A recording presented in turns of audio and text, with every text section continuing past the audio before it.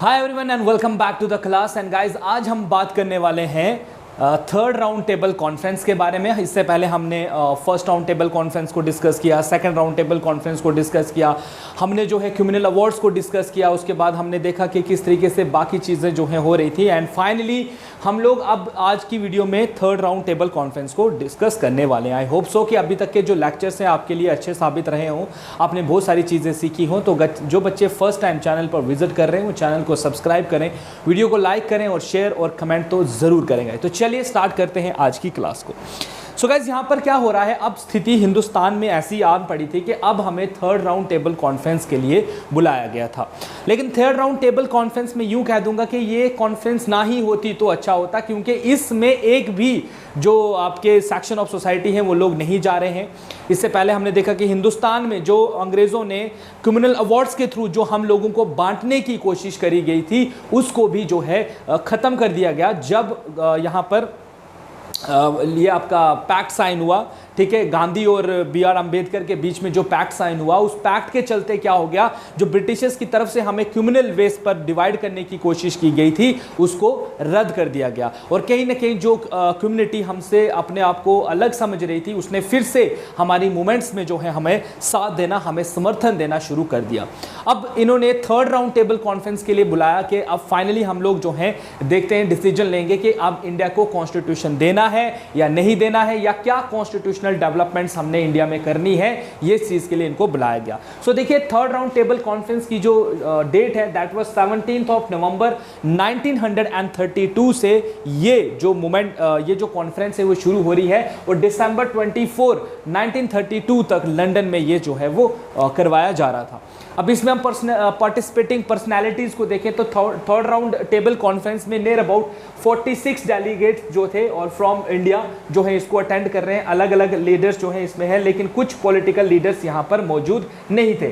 जैसे अगर हम बात करें तो इंडियन नेशनल कांग्रेस को कहीं पर भी सेटिस्फैक्शन नहीं दिखी, ना उनको फर्स्ट में ना सेकंड में, जिसके चलते आईएनसी इससे बाहर रहेगी, तो इनको इन्वाइट ही नहीं किया गया, क्योंकि ब्रिटिशर्स को भी पता था कि यहाँ पर आईएनसी जो है वो आने वाली तो नहीं है, क्योंकि हमने कोई ऐसा स्टेप किया है नहीं कि हम आईएनसी को जो है वो सेटिस्फाई कर पाते अपने इस एक्ट के थ्रू, तो ये लोग जो है इनको बुलाएंगे नहीं। उसके बाद हम देखते हैं कि लेबर पार्टी जो थी ब्रिटेन की, जो उस टाइम की सबसे लीडिंग पॉलिटिकल पार्टी थी, जो उस टाइम की वहां पर गवर्नमेंट फॉर्म किए बैठे हुई थी, उनके जो प्राइम मिनिस्टर थे उन्होंने भी इसमें आने से उन्होंने भी इसको रिफ्यूज कर दिया कि वो भी इस कॉन्फ्रेंस को ज्वाइन नहीं करेंगे। और ब्रिटिश इंडियंस को अगर हम देखें तो वो लोग भी जो हैं इस पर अगर हम देखें तो देखो आगा खान जो है वो इनको रिप्रेजेंट कर रहे थे। बी.आर. अम्बेडकर को देखें तो रिप्रेजेंटेड बाय डिप्रेस क्लास यहाँ पर उनको रिप्रेजेंट कर रही है। मतलब डिप्रेस क्लास को यहाँ पर बी.आर. अम्बेडकर रिप्रेजेंट कर रहे हैं। वुमेन्स वर रिप्रेजेंटेड बाय बेगम जहान आरा, ये इसको अटेंड कर रहे हैं। Among the liberal representative were European labours, Anglo Indians and various others जो हैं इस कॉन्फ्रेंस में पार्टिसिपेट करते हैं। लेकिन जो मेजर लोग यहाँ पर होने चाहिए थे वो लोग भी जो हैं इसमें पार्टिसिपेट नहीं कर रहे हैं। अगर हम इसमें इंपॉर्टेंट इवेंट्स को देखें कि फिर इसमें सब क्या हुआ, तो कुछ भी जो है nothing much happened in this conference as the participating were not enough to be proper and detailed discussion. यहाँ पर कोई डिटेल डिस्कशन नहीं हुई, ना ही प्रॉपर वे में इस कॉन्फ्रेंस का जिस मकसद के लिए इसको बनाया गया था। ब्रिटिशर्स को भी कहीं ना कहीं जो है ये लग रहा था कि अब इंडिया में हम कुछ भी करें, हम जो भी इनको दे रहे हैं ये उस चीज़ को एक्सेप्ट नहीं कर रहे हैं, तो इसका आउटकम जो है वो कुछ भी नहीं आ रहा है। तो it's recommended were later discussed in the parliament. तो फिर इन्होंने अपने ही तरफ से एक वाइट पेपर तैयार किया। ठीक है, तो वो व्हाइट पेपर के बारे में भी मैं आपको बताता हूँ। तो देखिए आउटकम क्या आया हमारे पास। आउटकम आया कि यहाँ पर क्या हुआ, बेसिकली आपने इसमें आउटकम में एक ही चीज़ याद रखो, तो वो है व्हाइट पेपर जो 33 में इन्होंने रिप्रेजेंट किया। White paper is basically guide, इन्होंने एक आप कह सकते हो कि इंडिया को कैसे कॉन्स्टिट्यूशनल डेवलपमेंट है उसका एक सांचा तैयार किया और उसको जाकर ब्रिटिश पार्लियामेंट में दिया और कहा कि इसको पास कर दीजिए, हम यही कॉन्स्टिट्यूशन जो है वो इंडिया में जो है वो चलाएंगे। यही व्हाइट पेपर आगे चलकर 1935 में एक एक्ट के थ्रू पास किया गया, जिसको आप कहते हो गवर्नमेंट ऑफ इंडिया एक्ट 1935, जो हमारा मेन टारगेट है आज पढ़ने का। So basically third round table conference का कोई नतीजा ना निकल कराना, ब्रिटिशर्स की तरफ से अपने से ही एक व्हाइट पेपर का इशू किया जाना, और वही व्हाइट पेपर आगे चलकर गवर्नमेंट ऑफ इंडिया एक्ट 1935 के नाम से जो है वो जाना जा रहा है। ये ब्रिटिशर्स की तरफ से अब तक का सबसे बड़ा कॉन्स्टिट्यूशन डिटेल्ड एक्ट था, जिसमें इन्होंने बहुत सारी चीज़ें इंडियंस को देने की बात करी थी। तो आज हम इन सब चीज़ों को देखेंगे कि government of India act of 1935 में क्या क्या दिया गया था।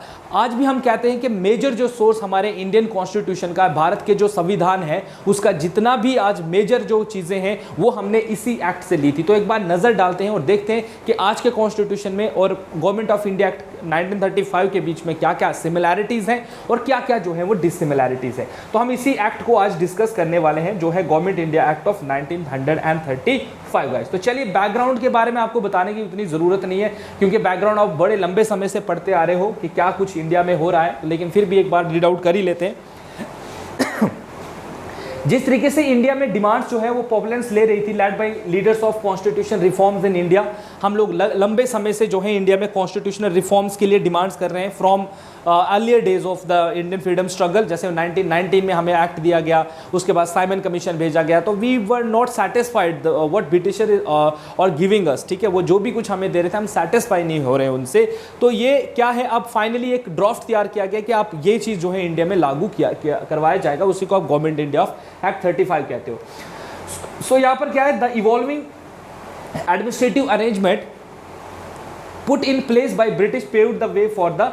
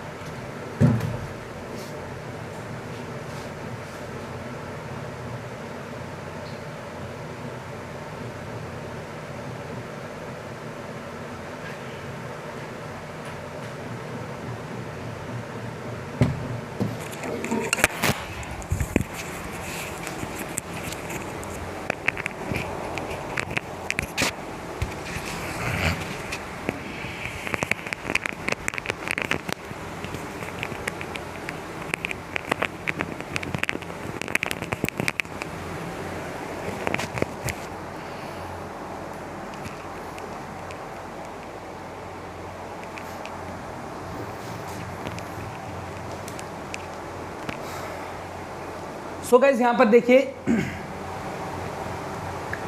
ओके, सो बैकग्राउंड को एक बार डिस्कस कर लेते हैं और देखते हैं कि इसमें क्या कुछ हो रहा है। जिस तरीके से इंडिया में डिमांड्स बढ़ रही हैं, किसको लेकर, कि हमें कॉन्स्टिट्यूशनल रिफॉर्म्स दिए जाएं in India, intensified with progress in British rule, the evolving administrative arrangement put in a place by the British paved the way for the more responsible government in India, premised on the fact the maximum representation of the Indians. लगातार जिस तरीके से Indians की involvement हो रही है, जिस तरीके से इंडिया में मूवमेंट्स हो रही हैं, उन मूवमेंट्स ने कहीं ना कहीं ब्रिटिशर्स को यह सोचने पे मजबूर कर दिया कि हम अब इंडियंस को ज्यादा समय तक निगलेक्ट नहीं कर सकते हैं। जब ये चीज उनके माइंड में आई तो उन्होंने कोशिश करी कि वो इंडिया को एक कॉन्स्टिट्यूशन दे जिसके अंदर वो इंडियंस की इन्वॉल्वमेंट जो है वो ज्यादा करेंगे। तो इसमें अब आप देखोगे कि किस तरीके से वो इंडियंस को बहुत सारी चीजें देंगे, लेकिन अभी भी अथॉरिटी पूरी तरीके से वो इंडियंस के हाथों में नहीं दे रहे थे। इसी के चलते तो हमारी यहाँ पर अभी जो है हम लोग सेटिस्फाई नहीं होंगे इस एक्ट से। उसके बाद क्या देखते हैं कि India support to Britain, India ने सपोर्ट भी किया था ब्रिटेन को फर्स्ट वर्ल्ड वॉर में, जिसकी वजह से also added the British acknowledgement of in need for the inclusion of more Indians in the administration of their own country. जिस तरीके से वर्ल्ड वॉर 1 हुई थी, वर्ल्ड वॉर 1 में भी हम इंडियंस ने ब्रिटिशर्स का साथ दिया था, हमारे सोल्जर्स उनकी आर्मी में लड़ रहे हैं वर्ल्ड वॉर 1 में, और ये चीज़ भी अब उनको कहीं ना कहीं है कि नहीं, इंडिया भी जो है हमारे लिए काफ़ी इंपॉर्टेंस रखता है, हमने इनका फ़ायदा भी लिया है, तो इनको एक रेस्पॉन्सिबल गवर्नमेंट देना तो बनता ही है।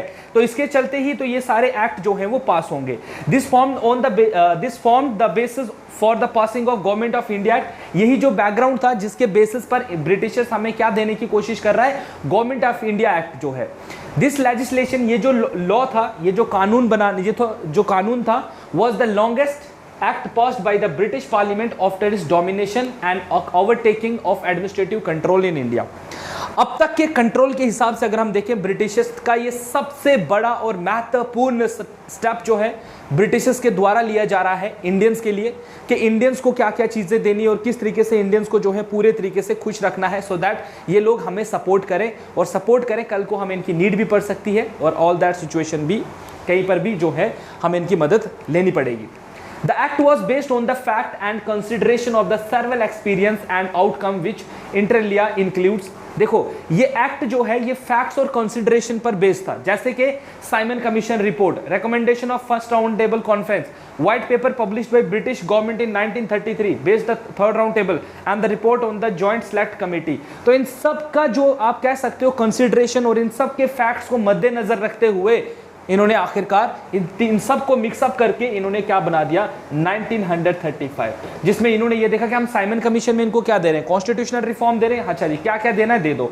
राउंड टेबल कॉन्फ्रेंस में इन्होंने देखा कि क्या क्या मसले हुए, अच्छा यहाँ पर डिप्रेस क्लास रिप्रेजेंटेशन मांग रही है, यहाँ फलाना बंदा जो है वो रिप्रेजेंटेशन मांग रहा है, यहाँ ये चीज ये कर रहे हैं, यहाँ वुमेन्स मांग रही है, तो इन्होंने अब इन सबको इसको भी मिक्स कर दिया कि नहीं इन पॉइंट्स को भी रिमेंबर किया जाए। White paper third round table conference में भी देखा कि यार आईएनसी जिस तरीके से काम कर रही है, नहीं इनको भी इन्वॉल्व करना है, इसमें भी देखना है कि क्या होना चाहिए। तो ओवरऑल मैं ये कह दूं कि इन सब का मिक्सचर जो है इन्होंने तैयार किया, इसका पूरा मिक्सअप करके इन्होंने 1935 के एक्ट में जो है वो डाल दिया। तो 1935 एक्ट के फीचर्स अगर आप पढ़ लो तो आपको सारी चीजें समझ आ जाएंगी। जैसे नंबर 1 फीचर अगर हम देखें तो यहां पर बात किस चीज के बारे में की गई थी दोस्तों, यहां पर सबसे पहले इंडिया को एक फेडरेशन बनाने की बात की गई थी कि ऑल इंडिया फेडरेशन की बनाई जाएगी। इस फेडरेशन में होंगे कौन, तो देखिए establishment of all India federation consisting of provenance, जो ब्रिटिश रूल्ड एरिया था, ब्रिटिश का जो रूल जहां पर चलता था रूल्ड एरिया है उसको, और जो प्रिंसली स्टेट्स है उन दोनों को हम लोग क्या कहेंगे, ऑल इंडिया फेडरेशन कहेंगे। ये दोनों ही एक फेडरेशन बनेगी जिसमें ब्रिटिशर्स भी रहेंगे, ब्रिटिशर्स के जो रूल करने वाला एरिया है वो भी रहेगा, प्रिंसली स्टेट्स का एरिया भी रहेगा। इसको हमने नाम दिया फेडरेशन। जैसे आज भी आप कहते हो India that is Bharat should be A union of states, आज भी आप क्या कहते हो, यूनियन ऑफ स्टेट्स कहते हो आप लोग। जो आपका आर्टिकल 1 है ऑफ द इंडियन कॉन्स्टिट्यूशन वो इसी चीज को तो कहता है कि ऑल इंडिया फेडरेशन है ना, तो वो भी कहता है कि India that is Bharat should be a union of states. This act divides the power between, इस एक्ट ने पावर्स को डिवाइड किया। जब पावर्स डिवाइड होती है we called it federalism.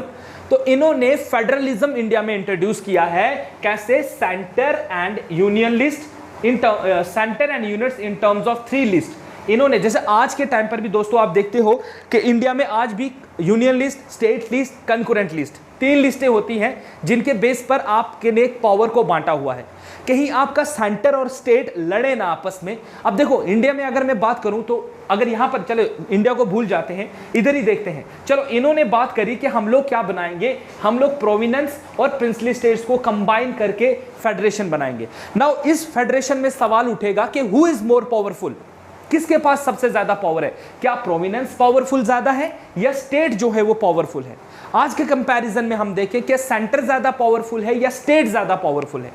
Centre कहता है कि मैं सबको जोड़े हुए हूं, तभी मैंने सबको जोड़ के रखा हुआ है इसलिए मैं पावरफुल हूं। स्टेट कहते हैं हम तेरे साथ जुड़े हैं, अगर हम अलग हो गए तो क्या करेगा। तो ये देखो यहां पर लड़ाई हो सकती है, क्लैश हो सकता है, कंफ्लिक्ट हो सकता है इस चीज को लेकर के, भाई मैं पावरफुल ज्यादा हूं, मैं पावरफुल ज्यादा हूं, तो इसमें क्लैश आ सकता है।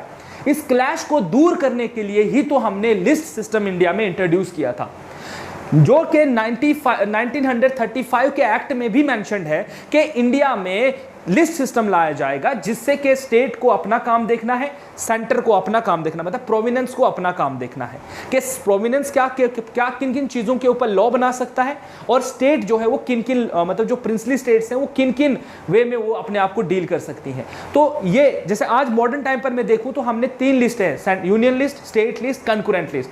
तो यूनियन लिस्ट में हमने जो सब्जेक्ट्स रखे हैं उन पर जब भी लॉ बनाने की बारी आती है सेंटर वहां पर आगे आता है। स्टेट लिस्ट में हमने जो सब्जेक्ट्स रखे होते हैं उनमें जब कानून बनाने की बारी आती है तो स्टेट आगे आती है, और कंकरेंट का जो पावर है वो हमने यूनियन को ही देके रखी हुई है, या कभी कभी वो लोग मिलकर भी इस पर समझौता कर सकते हैं। इसलिए हमने इसको तैयार किया है ताकि यहां पर स्मूथली से हमारे भारत का जो फेडरेशन है, जो हमारी यूनियन है, वो आराम से जो है वो सर्वाइव कर सके। अगर ऐसा नहीं होता तो ये यूनियन टूट भी सकती है। तो यहां पर भी जो ऑल इंडिया फेडरेशन की बनाने की बात की गई थी, यहां पर भी इन्होंने सेंटर और यूनिट्स जो है है इन टर्म्स ऑफ 3 लिस्ट बांटे हुए थे, जैसे federal list for centre containing, इस पर सेंटर की पावरफुल होगा, इसमें 59 सब्जेक्ट्स को रखा गया था। प्रोविनेंशियल लिस्ट रखा गया था जिसपे प्रोविनेंशियल जो है वो प्रोविनेंस ही देखेगा, और उसमें 54 आइटम्स रखी गई थी, और कंकरेंट लिस्ट रखी गई थी जिस पर दोनों जो है कंटेनिंग 36 आइटम्स, जिसमें दोनों बना सकते हैं। कानून बनाने की बात आ रही है कि जैसे आर्मी ले लेते हैं, तो आर्मी को हम किस में रखेंगे, तो अगर हम लोग जैसे करेंसी की एग्जांपल आप समझ लोगे, अगर मैं आज के टाइम पर अगर देखो मैं करेंसी को मान लेते हैं कि हम करेंसी को किस में डाल देते हैं दोस्तों, मैं करेंसी को स्टेट लिस्ट में डाल देता हूं। तो करेंसी अगर मैंने स्टेट लिस्ट में डाल दी तो यूनिफॉर्मिटी नहीं रहेगी, हर स्टेट अपनी करेंसी बनाना स्टार्ट करेगी। कोई कहेगी मैं 10,000 का नोट छापूंगी, कोई स्टेट कहेगी मैं 5,000 का कॉइन नापूंगा। तो इससे क्या होगा, आपके फेडरेशन में प्रॉब्लम आ सकती है, आपको लेन देन। अब आप किसी स्टेट में 10,000 का नोट नहीं, आप 10,000 कैसे लेके जाओगे वहां पर। तो इसीलिए हमने जिन चीजों पर हमें यूनिफॉर्मिटी चाहिए कि एक जैसी होने चाहिए, उसको हमने सेंटर के पास दिया। जैसे आपकी डिफेंस उनको दे दिया है, करेंसी उनको दे दिया, ऐसे बहुत सारी चीजें। स्टेट को भी हमने ऐसे ही रखा हुआ है। तो इस तरीके से इन्होंने भी यहां पर पावर्स को बांटा। सेंटर कितनी आइटम्स पे लॉ बनाएगा, 59। प्रोविनेंशियल लिस्ट में हमने 54 आइटम्स रखा, वो प्रोमिनेंस देखेगा, और कंकरेंट लिस्ट पर जो है वो दोनों देखेंगे। तो इस तरीके से हमने इस फेडरेशन को बनाया कि ये फेडरेशन ऐसे बनेगी। ये ब्रिटिशर्स ने हमें पहला पॉइंट सिखाया। नंबर 2 है गाइस, रेजिडुअरी पावर जो होगी वो किसको दी जाएगी, वॉइसरॉय को दी जाएगी। जो रिमेनिंग पावर बचती है वो किसको दी जाएगी, वॉइसरॉय को दी जाएगी। वॉइसरॉय विल डिसाइड कि वो क्या करना पाला है। ठीक है, तो यहां देख रहे हो पहले इंडियंस को खुश किया, लेकिन जो रेजिडुअरी पावर थी वो किसको दे दी, वॉइसरॉय को दे दी। चलिए आगे देखते हैं। हाउएवर ये जो फेडरेशन है ये कभी बनी नहीं, क्योंकि जितनी भी प्रिंसली स्टेट्स थी उन्होंने इस फेडरेशन में आने से साफ मना कर दिया कि नहीं, हम इस फेडरेशन में नहीं आ सकते, we are not satisfied with this thing, हम इस फेडरेशन का पार्ट नहीं बनते। तो यहां पर जो प्रोविनेंस और प्रिंसली स्टेट्स का फेडरेशन बनना था, प्रिंसली स्टेट्स ने खुद को कहा कि हम नहीं आएंगी। जब उन्होंने कहा तो ये फेडरेशन नहीं बन सकता था। तो पहला पॉइंट आपको यहां पर मतलब ऐसा दिखा कि ये सक्सेसफुल नहीं हुआ। नेक्स्ट है, इन्होंने प्रोविंशियल ऑटोनॉमी देने की बात कर दी। इसमें क्या किया, आपको याद होगा डायरेक्टी सिस्टम, दैट इज मतलब पावर्स को बांटा गया था प्रोविनेंस के ऊपर। ठीक है, प्रोविनेंस के ऊपर जो है इन्होंने बात करी थी कि प्रोविनेंस पर हम डायरेक्टी इंट्रोड्यूस करेंगे। 1999 में ये कहा गया था। ठीक है, dyarchy was introduced on provinces in 1919 में ऐसा किया था। अब इन्होंने यहां पर क्या कर दिया, इन्होंने प्रोविनेंशियल ऑटोनॉमी को इसकी जगह पर लगा दिया। ठीक है, मतलब it abolished in the provinces and introduce in the provincial autonomy. इन्होंने क्या कर दिया, डायरेक्टी को जो है अबॉलिश कर दिया प्रोविनेंस के ऊपर, और क्या कर दिया, प्रोविनेंशियल ऑटोनॉमी देने की जो है वो बात कर दी कि हर एक प्रोविनेंस जो है वो ऑटोनॉमस है, वो जो करना चाहता है वो अपनी मर्जी से कर सकता है। Provinces were allowed to act as autonomous unit of administration in their defined spheres. इनको कुछ स्पेयर्स दिए गए कि इन मामलों में आप लोग जो हो वो अपने तरीके से चल सकते हो। मान लेते हैं इलेक्शन का प्रोसेस होगा या किसी भी चीज में, तो जो प्रोविनेंस पहले ब्रिटिशर्स के अकॉर्डिंग चलते थे, अब उनको यह बोला गया कि नहीं, अब आप अपने हिसाब से चलिए। कुछ स्पेयर्स इनको दिए गए कि इन मसलों में आपके डिसीजंस आप खुद ले सकते हो, कुछ जो स्ट्रिक्ट होंगे वो हम लेंगे। तो ये भी बात यहां पर करी गई। ठीक है, जब ये चीज भी हुई उसके बाद हम क्या देखते हैं, मोर एवर इसके साथ ही the act introduce responsible government in the provinces which meant that governor was required to act with the advice of the council of ministers. ठीक है, अब प्रोविनेंस के ऊपर क्या हुआ, प्रोविनेंस के ऊपर यह हुआ कि अब इलेक्शंस होंगे, इलेक्शन होकर वहां पर क्या होगा गाइस, रेस्पॉन्सिबल गवर्नमेंट बनेगी, और उस गवर्नमेंट का जो हेड होगा, मतलब जो भी उस टाइम उस हेड होगा वो गवर्नमेंट का हेड होगा, मतलब जो भी वहां के वॉइसरॉय होंगे। ठीक है, जो गवर्नर होगा उस एरिया का, प्रोविनेंस का जो गवर्नर होगा, वो अपने से कोई काम नहीं कर सकता है, बल्कि उसको काउंसिल ऑफ मिनिस्टर्स बोलेंगे, आप ये करो ऐसे, जैसे प्रेसिडेंट और काउंसिल मिनिस्टर का आज है। गवर्नर और हमारे स्टेट्स जो स्टेट गवर्नर्स होते हैं और जो काउंसिल ऑफ मिनिस्टर्स का रिलेशन होता है, वो यहां पर आपको साफ दिखाई दे सकता है और इसको आप समझ सकते हो।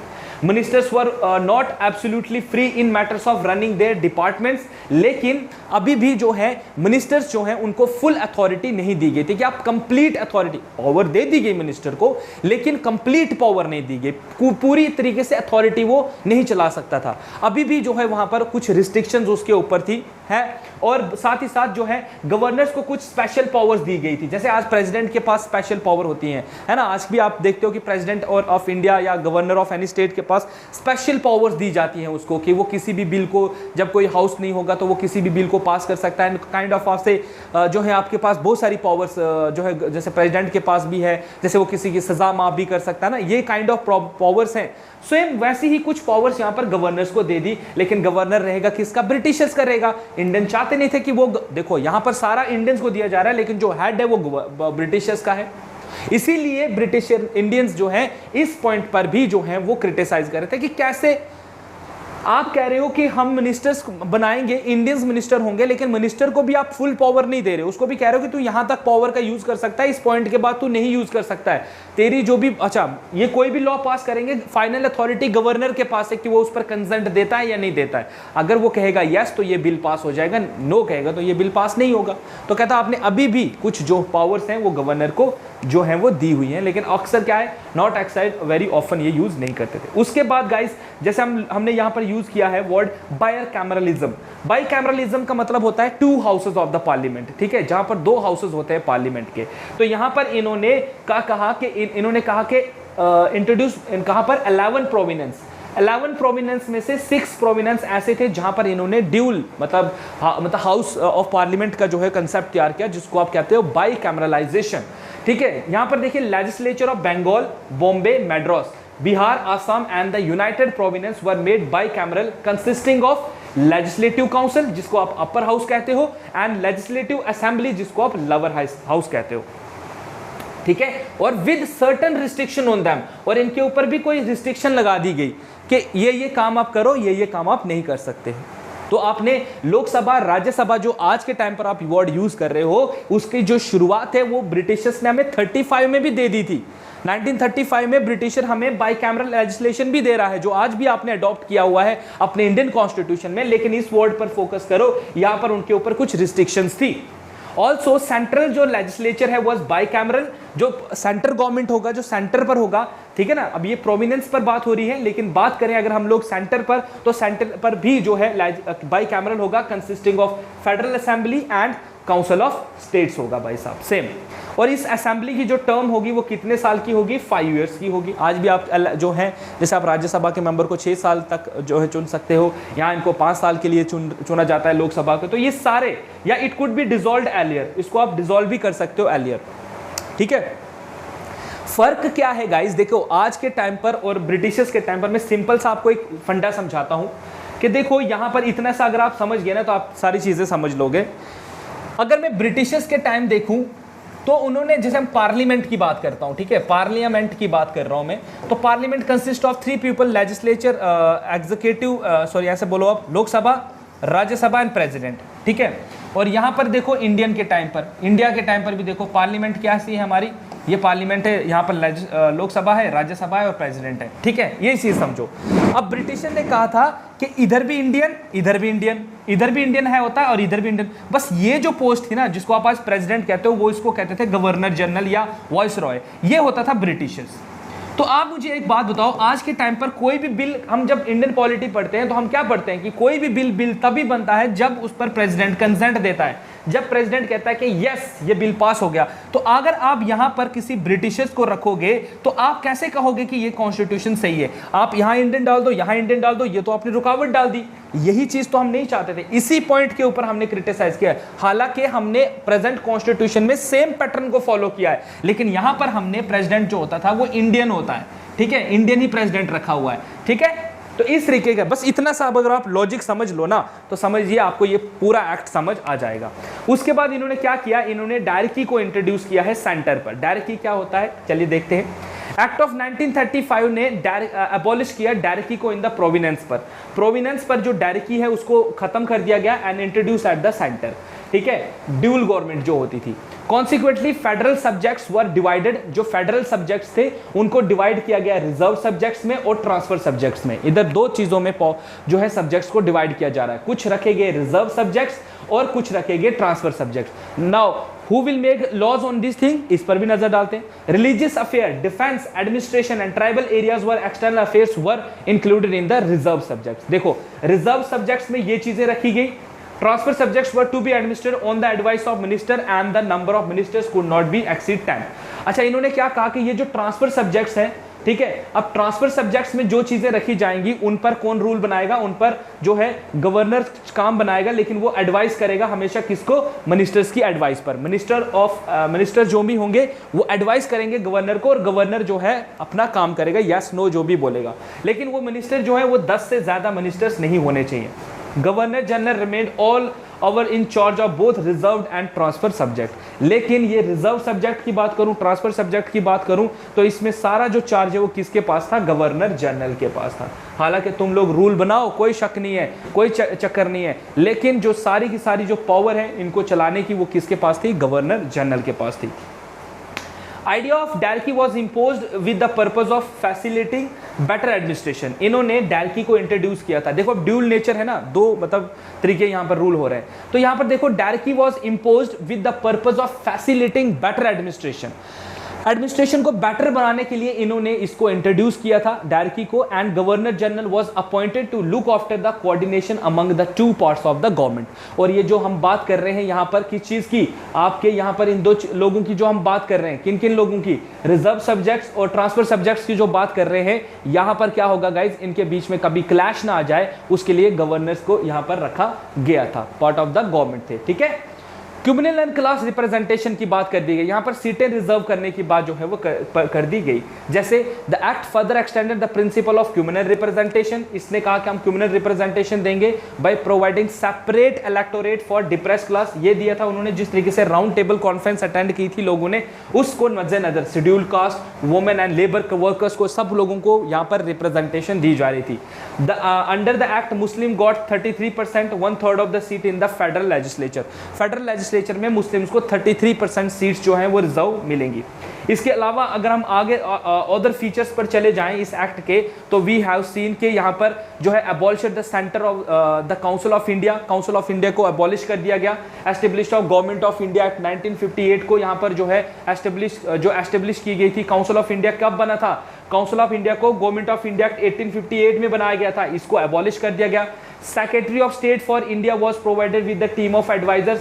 सेक्रेटरी ऑफ स्टेट जो होते थे, जो इंडियन मतलब जो भी इंडियन आप कह सकते हो कंडीशन को पार्लियामेंट में, जो ये एक बहुत बड़ी पोस्ट हुआ करती थी सेक्रेटरी ऑफ स्टेट, जो India's relation in British parliament में बताते थे कि वहाँ की कंडीशन क्या है, ठीक है। तो ये पोस्ट काफ़ी इंपॉर्टेंट थी। अब इस सेक्रेटरी ऑफ स्टेट को जो है वो एडवाइजर्स दिए गए कि आपको एडवाइज करेंगे ये लोग। उसके बाद हम देखते हैं provided for the establishment of reserve bank of India.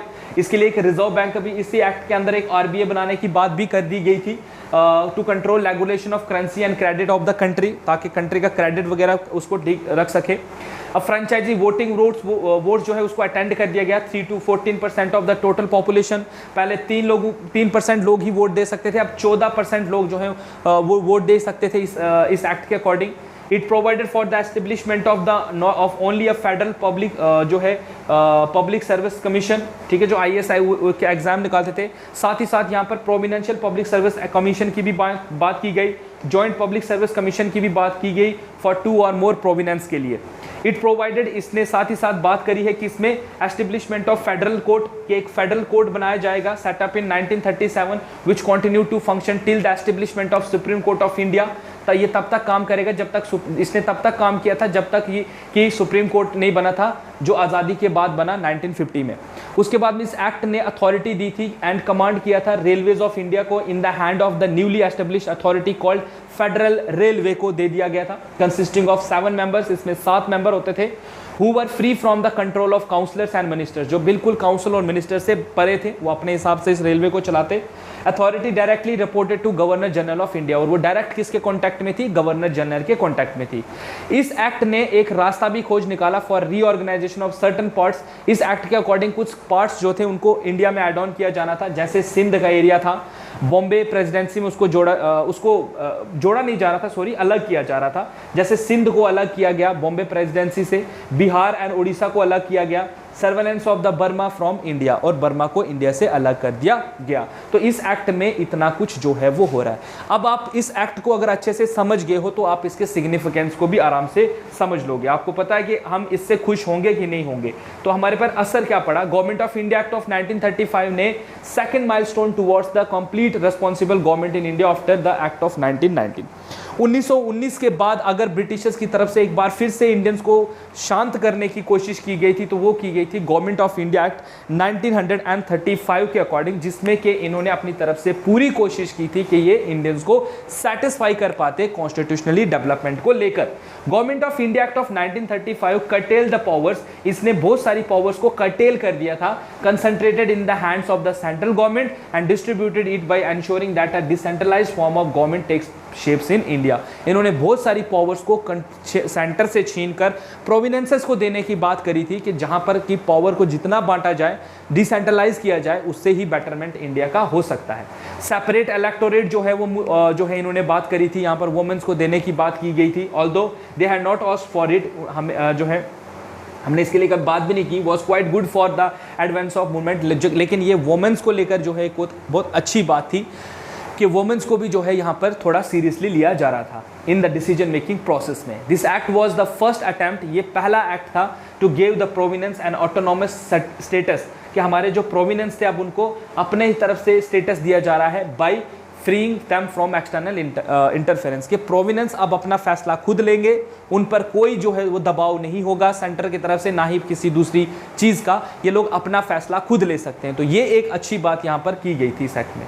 इसी के साथ गाइज अगर हम इसके क्रिटिसिज्म पर चले जाएं तो the extension of the system of communal and electorates and representative of various interest promoted. चलिए इस क्रिटिसिज्म को मैं ऐसे ही समझा देता हूँ।